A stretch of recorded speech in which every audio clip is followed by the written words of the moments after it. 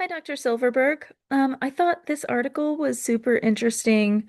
I really liked the part where they mentioned a counselor being an advocate and said not to rob people of their pain, like not try to just solve them. That's something I encounter a lot serving in a church. I'm a deacon at a church where we get a lot of people who maybe don't normally go to church. And just letting people feel those things is so important. So I thought that was really interesting.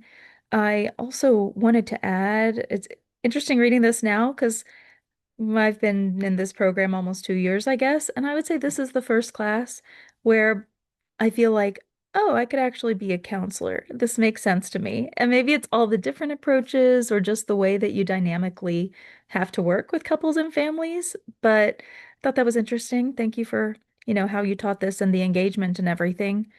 I also was thinking reading this article about counselors that I've seen in shows. One I really like is in the show Shrinking. I don't particularly like the show Shrinking, honestly. I don't know if people are going to watch this and get mad at me. But Harrison Ford's character, I really like. My therapist is a grumpy old man, and I really appreciate that. It's someone I don't try to impress, and you're not going to impress that guy. And as a counselor, I do think that's important. Um, Not like to make sure the dynamic is professional and not that they see you as a friend to whatever degree, not necessarily that degree. The other one I think about is in Department Q. The guy had a lot of trauma on the job. This is like a cop show that's Scottish, I think. And the guy had a lot of trauma on the job and has to go to therapy. And his counselor is very irreverent. It's Kelly MacDonald from Trainspotting. And she just sort of is outside the box and challenges him and is like, okay, why don't you go out the door and come back in again and let's try that.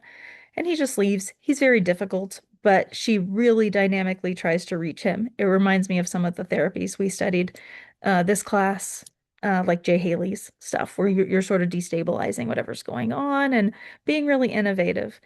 So I really like that. I saw Good Will Hunting, but it's probably been 15 years.